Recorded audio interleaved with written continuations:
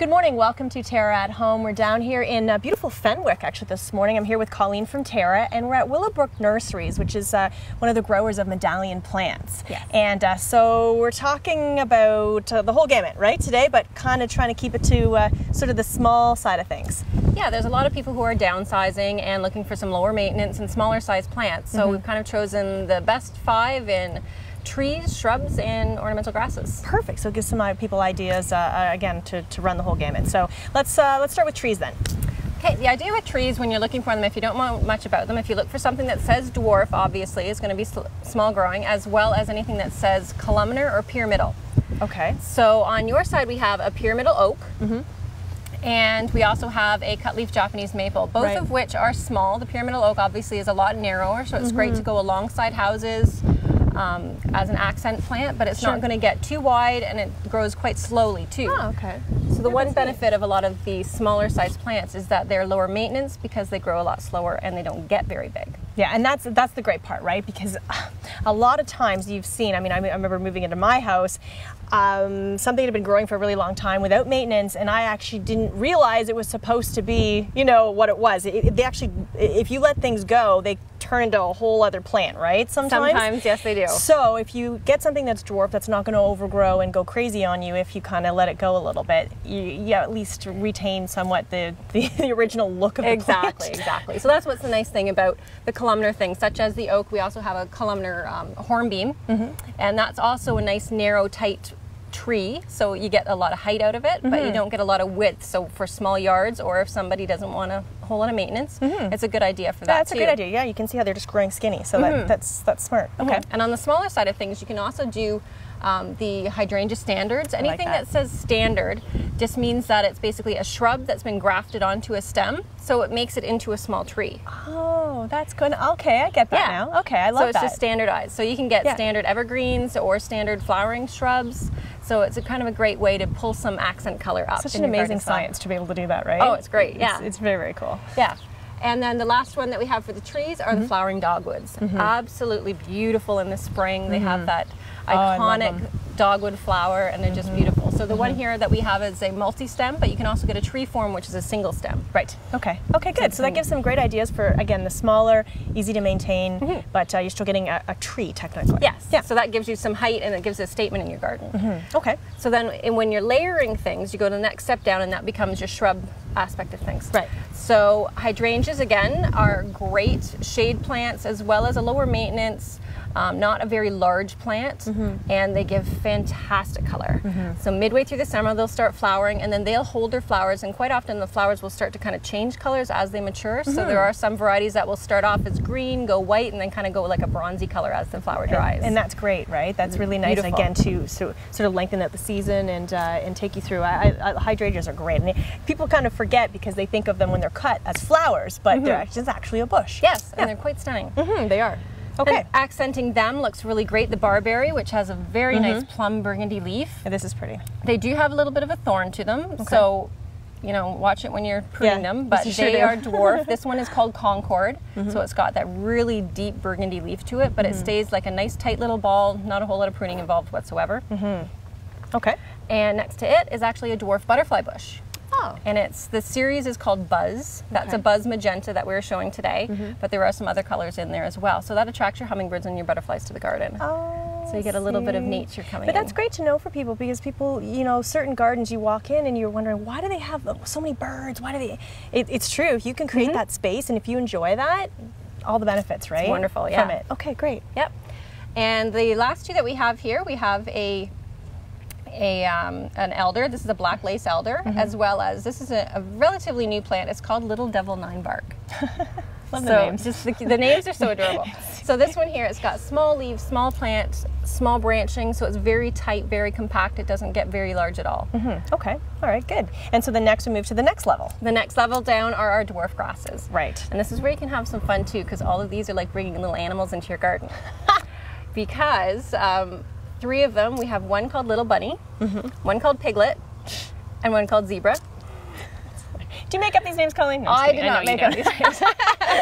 But I love it, so fun. So they're cute little tufts, and then they'll also get little fuzzy, it's what they're called flowers. They'll get little interesting aspects to them as well. And then we also have a Japanese bloodgrass here, and a blue fescue, which is also popular. It has that blue color to it too. Okay. So then you get the textures going on as well as, because there's a lot of the ornamental grasses most people associate with are those really tall ones that are taller than you and can get a little out of control. Well, sometimes. that's true, and I think that's you know, one of those things with grasses is that, as you say, that some people don't like is that's all they associate it with is the big puffs, the big, and they're crazy. Yes. But there are so many options, like just as you say, just that little tiny one, and you put those everywhere. Oh, they look so cute, right? Yeah, and they work really great, like in rock gardens, along ponds, or you can even do like a whole edge with them.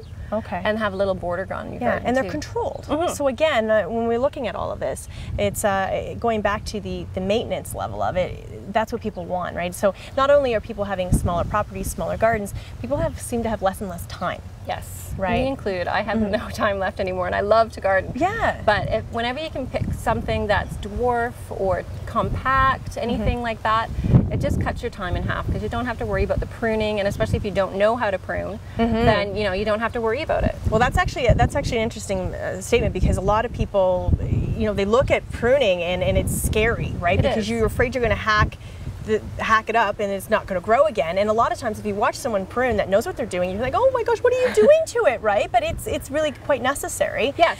So I mean, there's still some maintenance with these. There's still some pruning, but not the level that you would have on a like for instance the hydrangeas, the ones that we are showing are forever and ever ones, which means that they bloom on old and new growth. So that's when you get the longevity of the flowering season out of them.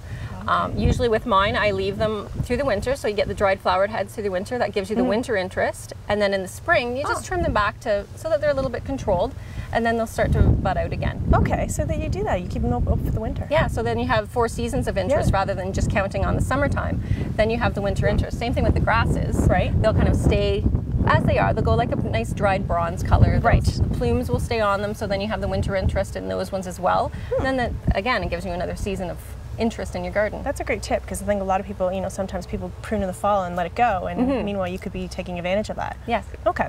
So basically, the big theme here is, again, you want to have some height, you want to have textures, and again, controlled. So something low to the ground as well, color, texture, and just really kind of tie it all in. That's what makes something look balanced, and again, making sure that you know how the seasons are changing with these plants as well. Yes, and just because you have a small garden doesn't mean you can't have everything in there.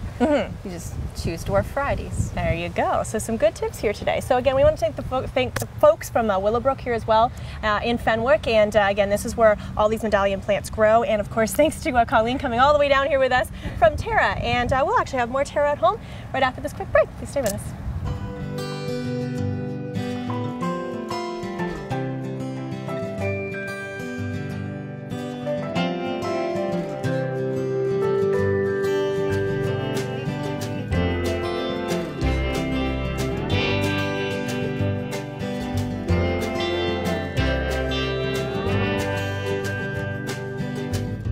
Live color fully at TERRA, where color lives.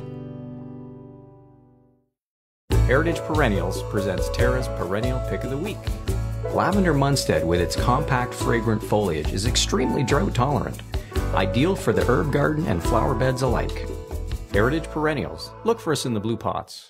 AM 900 CHML is giving you more news when you want it most. Non-stop news weekday mornings 5 till 9, weekday afternoons 3 to 6, with weather and traffic on the 9s. Hear about it first from AM 900 CHML, Hamilton's news talk leader.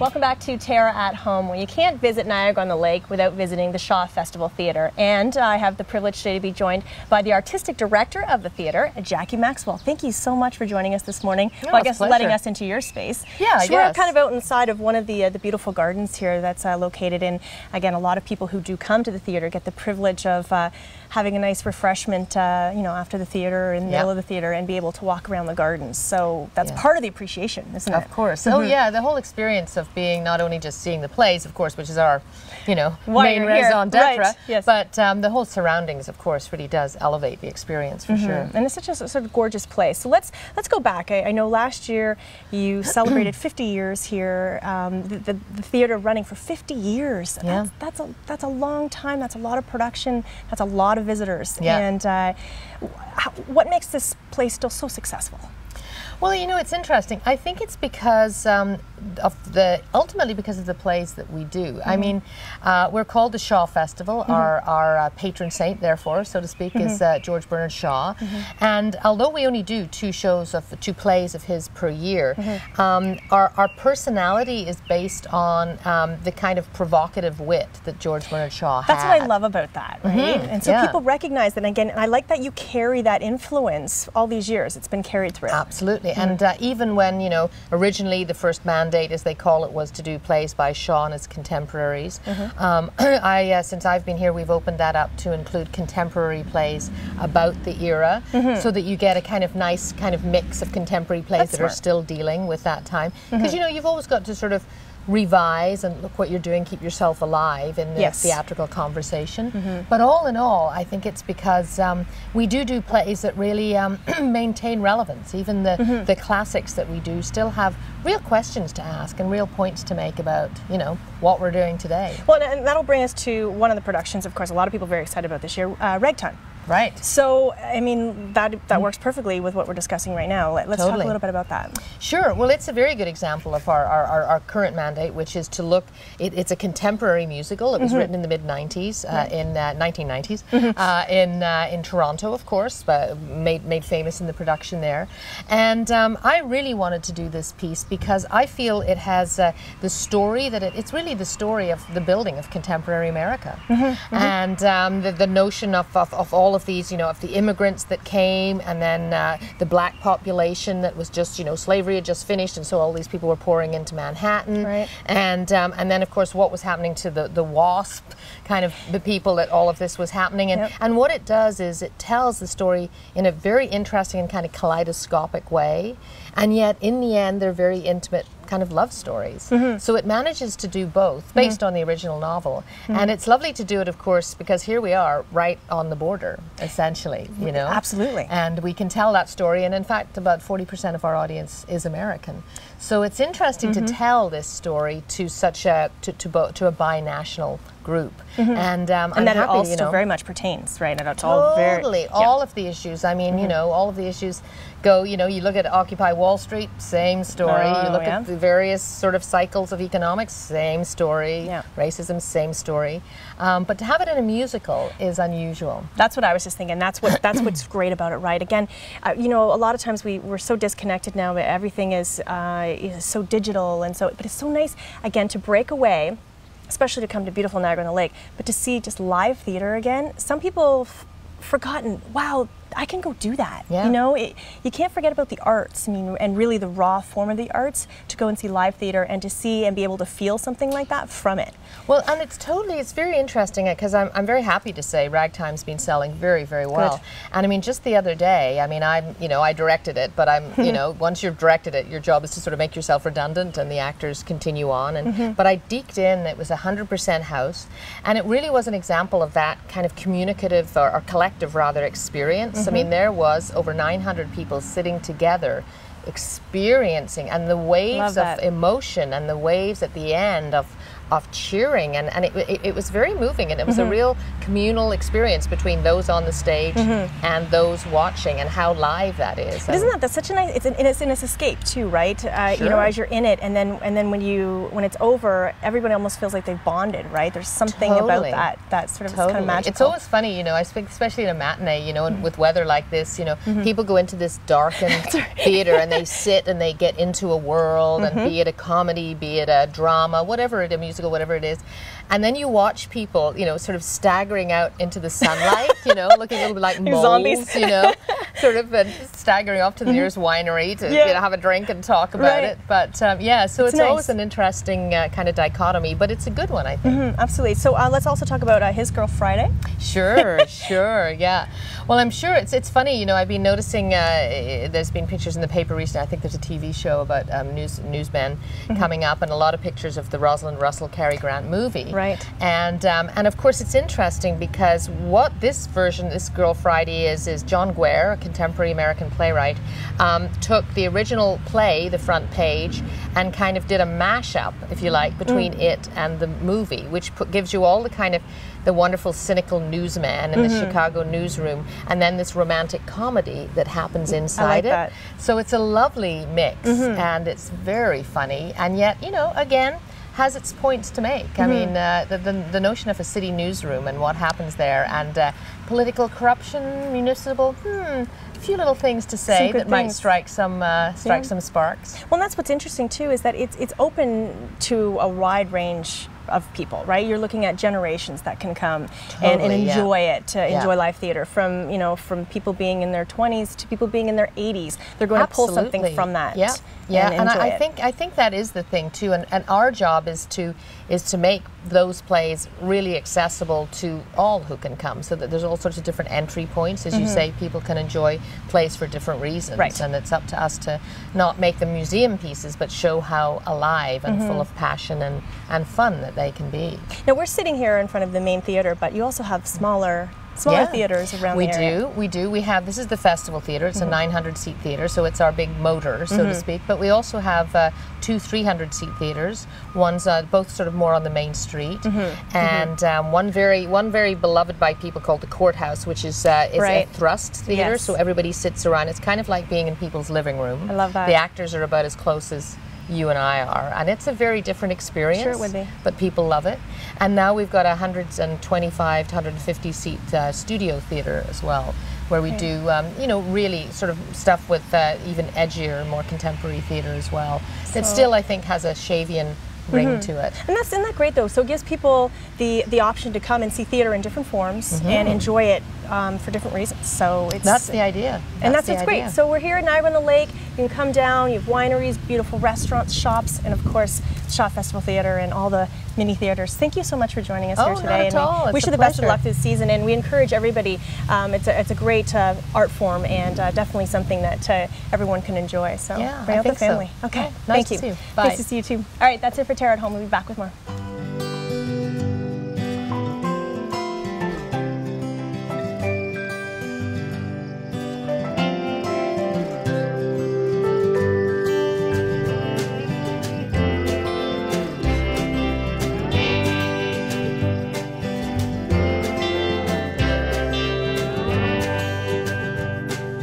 Come and explore the new TERRA, where color lives. You've sat under them and built forts in them. You've swung from them and fell out of them. You've even fallen in love under them. Trees have always held a special place in our hearts and memories. A natural beauty, trees will grow with you and your family and bring color and nature into your world. For your assurance of quality, look for trees and shrubs with the Medallion plant tag. Medallion plants, locally grown, the pride of Niagara. AM 900 CHML is giving you more news when you want it most. Non-stop news weekday mornings 5 till 9, weekday afternoons 3 to 6, with weather and traffic on the 9s. Hear about it first from AM 900 CHML, Hamilton's news talk leader.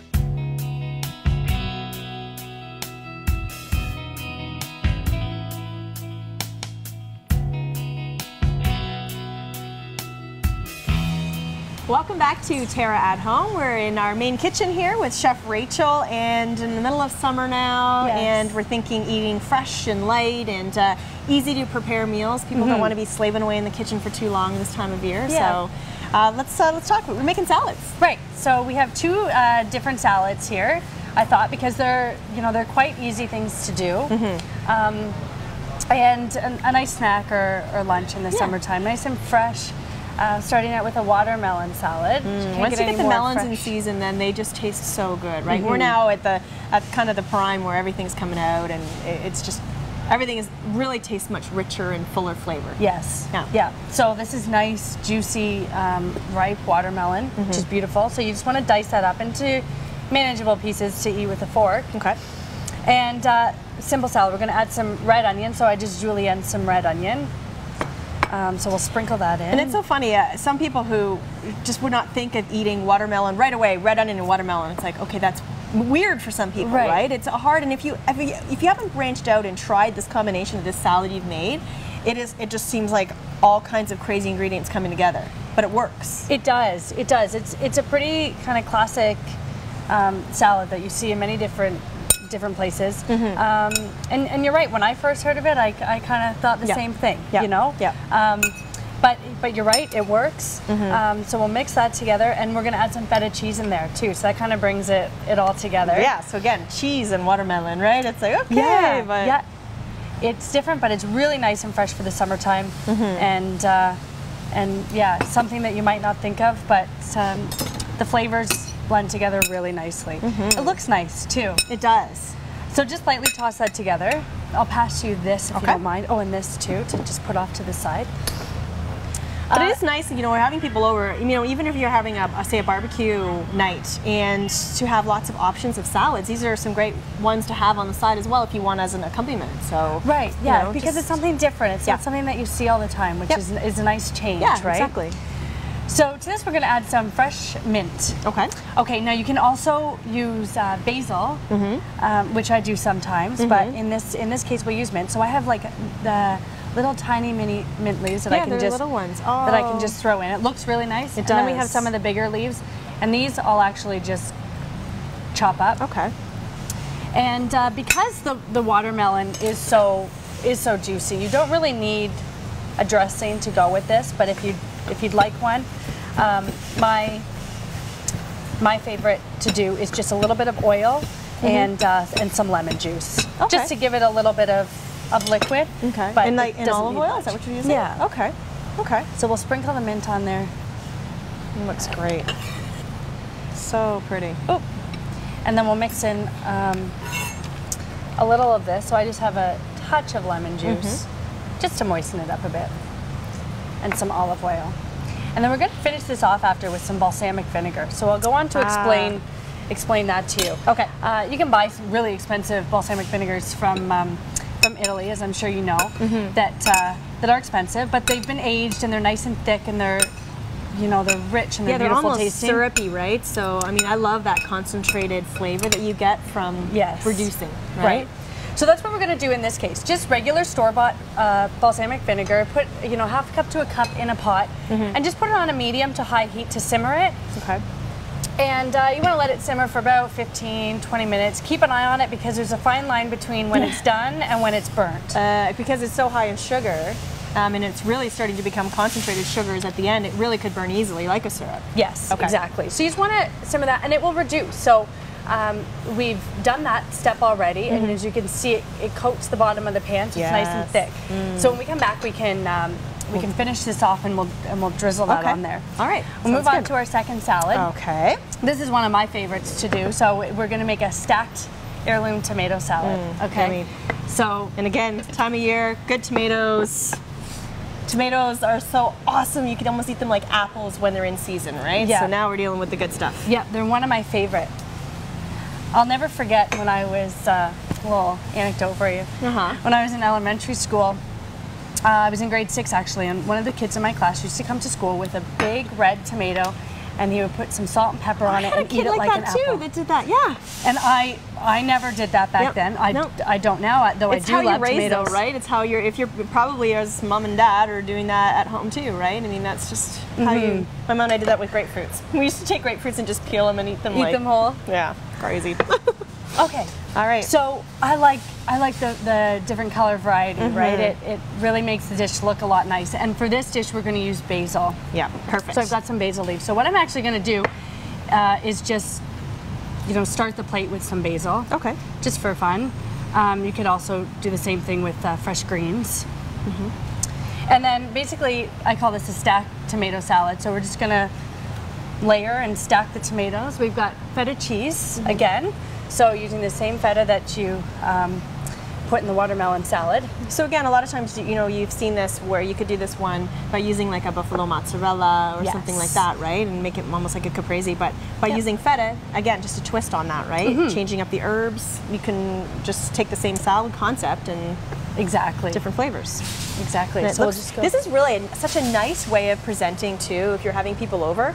And it looks like so fancy, like you had you in the kitchen or something. Yes. Yeah, it's a really, really easy thing to do. Every once in a while, we'll just drizzle a little bit of olive oil on it. Okay. And again, we'll finish it off with the reduced balsamic, which is a nice finishing touch. So just this is great. Continue on layering. So I like to, and again, using the multiples of the multiple colors of tomatoes makes really, I mean, it makes it extra pretty. I mean, obviously you can just use red tomatoes, but this looks really, really cool. Yeah. I love it. So beautiful. Yeah, so I'll just continue on. Yeah, and like you said, you can use you know, any variation of cheese. Yeah. I'm a fan of any kind of cheese. Yeah, goat cheese would might be good work too. well too. But the classic with the tomatoes and the basil is the buffalo mozzarella, which is good. So we'll continue on with this. How are you going to go with this? So it doesn't fall over, I guess, just before that part. Yeah, as high as it'll let me. Maybe one or two more. All right, so what we'll do is we're going to go to break. We're going to come back. We'll finish this off, and we'll introduce the balsamic to both of these salads. We'll be right back.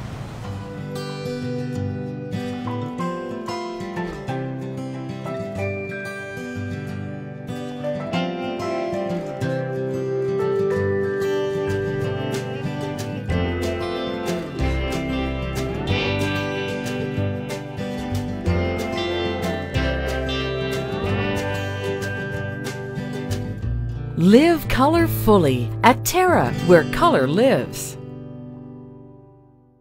You've sat under them and built forts in them. You've swung from them and fell out of them. You've even fallen in love under them. Trees have always held a special place in our hearts and memories. A natural beauty, trees will grow with you and your family and bring color and nature into your world. For your assurance of quality, look for trees and shrubs with the Medallion plant tag. Medallion plants, locally grown, the pride of Niagara.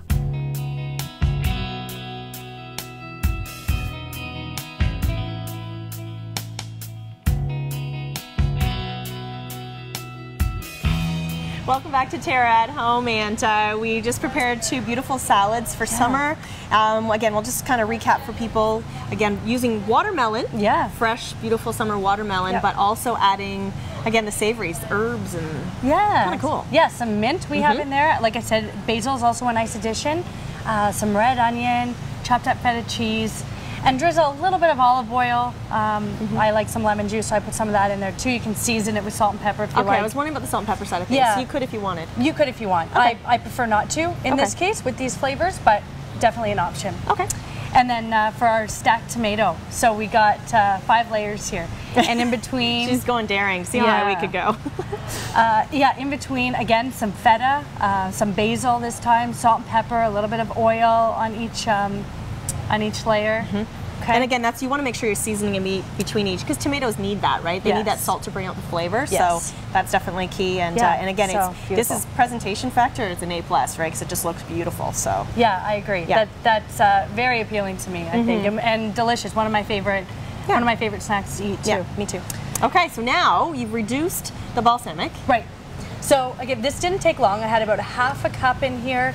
And like I said, about 15 minutes or so, and it's so thick. You can see it's, you know, it's coating the bottom of the pan. So it reduced to just that much. Yeah. It's not a lot at all. That's the one part of it, right? Yeah. So, which is why it's expensive to buy if it's done for you. Right. Yeah. Exactly. So what we'll do here is we'll just take a spoonful and we'll just drizzle it. Okay. So as you're doing that, I'll just remind people, of course, you can get all of Chef Rachel's recipes on our website, terragreenhouses.com. And of course, you can join us every Saturday morning, bright and early at 5:30. And you can create all these recipes for yourself. And you can join us. And we always have something new and fun that you put together. And look how beautiful that is. This is great. Thank you. Bon appetit, everybody. Have yourself a great, great weekend. That's it for now from TERRA at Home.